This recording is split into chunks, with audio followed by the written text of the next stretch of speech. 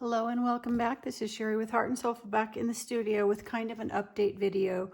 So if you're just joining me for the first time, welcome. I hope you enjoy this video and get a kind of sneak peek at what I'm working on. If you do, please give me a thumbs up, say hello down in the comments, and click on subscribe so that you don't miss out on future videos. So I just posted a video with my new vintage book page kit, and I've had a few requests. I just sold the last two from the last kit, and so I will put a link down below in case you didn't see that video, because this video is going to come in right behind it, and so you might miss out the fact that I have posted more of these in my Etsy shop.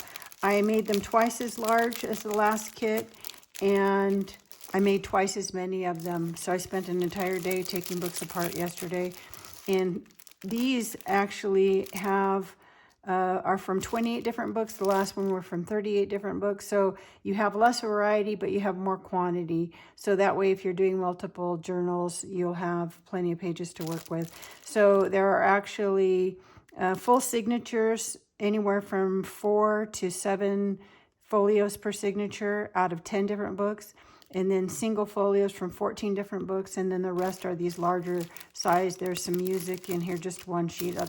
I need to find some more music books. There is an atlas, a giant atlas page in here, and so plenty of papers to work with. So get them while they're there. I don't know when I'll be making more.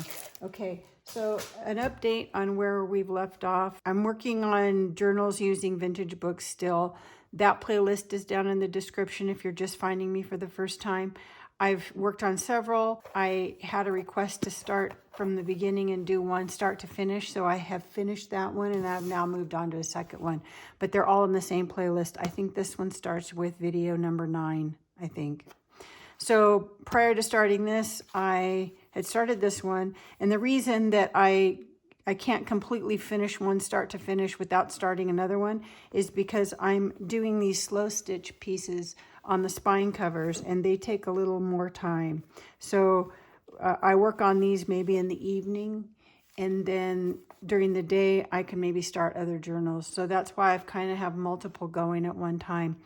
If you are just catching me for the first time, I will be putting these in my Etsy shop as I feel like I can part with them when I'm finished. You know, I might want to still work on the insides a little bit and add some more fun things for you. But I will be doing a video when I am ready to put them in my Etsy shop, and I may be doing, multiple at a time. So this is the Ontario Reader, and I am still working on this slow stitch piece. It's really coming along. I need to still do the center of this one, and then I may add some more. I'm not sure, at least some stitching to the front and the back.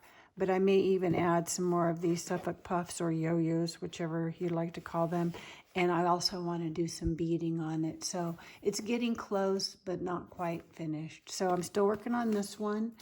And then I left off with this new one with the Coptic stitch binding. The other ones that I had previously been working on were with pamphlet stitch and multiple signatures. So this has a lot more signatures in a Coptic stitch, and I want to keep the spine exposed. So I want to show you why I haven't put this together yet, and it will be probably a few more days before I am to the point where I want to put this together. So I'll kind of walk you through how it goes together, just verbally, in case you want to not do the step that I'm doing now, but I want to show you what my plan is. So it's going to end up being stitched something like this. Okay, so let me pull this over here and show you why I haven't finished this one. So this is another one, sorry, that I have not even started other than getting my base ready. So I have to work on that one too. But I decided to do a practice one of what I want to do to this cover, because I've already have it this far along. I don't want to mess it up. And I need to do this treatment to it before I glue this in, because what I'm going to do is going to affect the back side, and I want it eventually all covered up with my fabric. Okay, so that's, if you've watched these videos, again, I think they started at part 9, and I think we're on 14 now. So this took several videos to get to this point. And what I want to do is I couldn't find it on YouTube, but I think I had first seen this idea on Instagram. So I can't tell you who did it because until it pops up again or I search for it and can find it, I don't know who it is that does these. But I saw the idea of stitching, doing your slow stitching, embroidery, whatever you want to call it, right onto the cover of a book. And I really like that idea. So I decided to practice on this one. Now, if you've been watching me for a while, you might recognize this. When I was looking for the cover I wanted to do this book with, I found this front cover, but I couldn't find the back cover for this book. So I found another back cover that I don't have the front cover for, and it's the same size, or close enough anyway, but the color was not the same at all. So you can see this is kind of a dark foresty green, and then this was really kind of this dirty beigey color. So I wanted, in case I end up liking it and this will become a journal, I wanted it to kind of go together a little bit better. So I took where is it? I took some Rustic Wilderness Distress Oxide, and then I ended up also using the ink and some Scorched Timber, the Distress Oxide and ink. And I started with just going around the edge and then adding with the green and then adding the Scorched Timber to try to kind of get a similar color to the back cover. And it doesn't match exactly, but it looks much better together. So I'm happy with that. And then I thought the other way I would tie it in is to stitch, start with some stitching that's in kind of this color. So that's what I'm doing. The funny thing about this is I'm going to need to do kind of a different kind of binding. Well, at least where I won't want to do a slow stitch cover because I don't want to cover any of this up. So I think I'm going to end up doing an exposed spine on this one too. And I think it'll work out fine. But this is my practice one because I've never done this before. I didn't know how hard or easy it would be to punch the holes through the cover and I don't really know what kind of design I'll finish. I was just kind of trying to play around and see how it would work out. So far I'm fine with it. I wish I had my Dremel tool here, and I may have to buy one because I think it would be really easy if I had a mechanical tool like a Dremel tool where I could do a smaller size hole and it would just be easy to pierce that through. The thing that I was using was my pokey tool for my book binding. And so it's really sharp, but it tapers. And so as I'm trying to push in to make the holes, if it goes too far, it's kind of making a bigger hole than I want. And it kind of punctures it where you have this sticking, out the back. Where I think if I had a little drill, it would just drill the hole and it would make it clean without making this big kind of, puncture thing at the back. So that's what I'm doing, is I'm kind of making a little design, not sure exactly what, but, for everywhere you want your needle to go through, you have to poke a hole. So it is a little more time consuming, which means I don't know how elaborate I will get on this since I've never done it before. But I was just thinking, since I've enjoyed stitching and having a little bit of stitching on my covers, on my, spine covers, because of the way that I'm doing this one, I won't have that.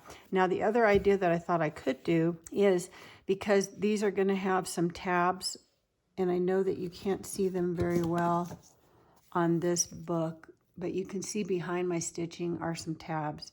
So on this one, if I wanted, I could embroider on the tab a little bit, just like a little viney thing with a flower or something. And then when I do my stitching, have it go crisscross like this, and then you would still see those tabs. So it would be another way to be able to get some embroidery onto this book. But I'm for sure, I think for sure, I haven't started obviously. I was thinking about maybe doing just some kind of little cute viney flower thing. Not too elaborate, but just kind of a nod to the fact that I've been doing embroidery on my books lately. You also, if you don't want to puncture your cover and try to do that, you could just embroider little bits on a fabric and then glue that to the cover. I recently picked up this really pretty table runner, and it has some, you know, nice sweet little parts. So if I didn't want to actually pierce this, I could just, you know, cut some of this off and put it on here, and that color actually looks kind of nice. So I could do something like that and just cut around this and glue it on. So I'm not sure, but that's why I haven't finished this one, because I need to do, if I'm going to pierce this and embroider on it, I need to do it before I glue this down.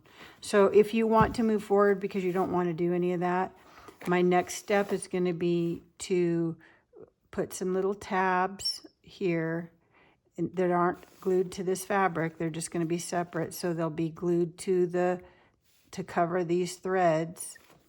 So they'll be like little wings then. And then I'm going to hold that down, you know, set that where I want it, and glue just that little wing down each of those. And then glue this entire piece that will cover those little wings from the tabs. And then that will end up binding our book in here. You know, everything will be glued down to the cover really nicely, and then I'll do my whatever kind of stitching I decide, lacing, I guess I should call it lacing, up the spine.